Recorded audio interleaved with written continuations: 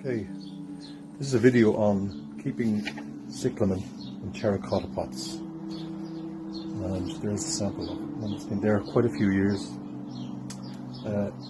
It spends all of its life in a terracotta pot with a little saucer underneath. Now, cyclamen are great indoor plant, great greenhouse plant to have, but they're very, very fussy, and they're fussy on the amount of water they get. So here's a little chart on how to water your cyclamen. Okay, so you can see there by that chart that on the left hand side is dry at all times, and on the right hand side is wet at all times. Here's your cyclamen. Keep them on the dry side, so never keep them wet all the time. Water them, let them dry out, and basically keep them on the dry side, and you'll then have cyclamens for life. If you water them too much, you'll end up with cyclamens that have a very, very short life. Now, the placement of them, the way I place them is, and I've had great success, is keep them slightly high in the pots. You can see that. You see the corm there is quite high, and the rooting under the corm now can breathe easily. And even if you do make a mistake and overwater them, at least the roots don't get clogged, and they're well aerated. So keep them slightly high in the pots.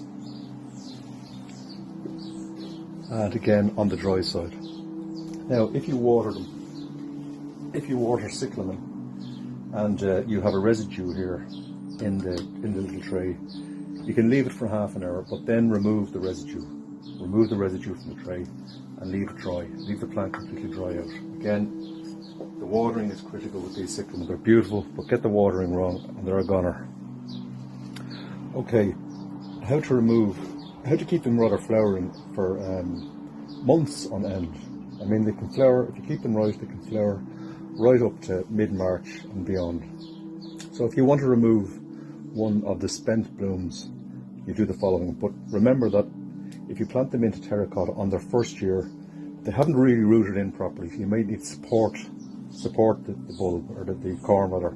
So put your finger on the corm when you're removing it. Just give that quick twist and off. That's how you remove them. And if you remove them regularly, they just keep flowering. They like good light. They like this greenhouse. They like a conservatory. They like a bright window if possible in a kitchen. Not too hot, not too cold. And after you have them a couple of years in a, we'll say in a pot like this, you'll find that you'll get seedlings will appear.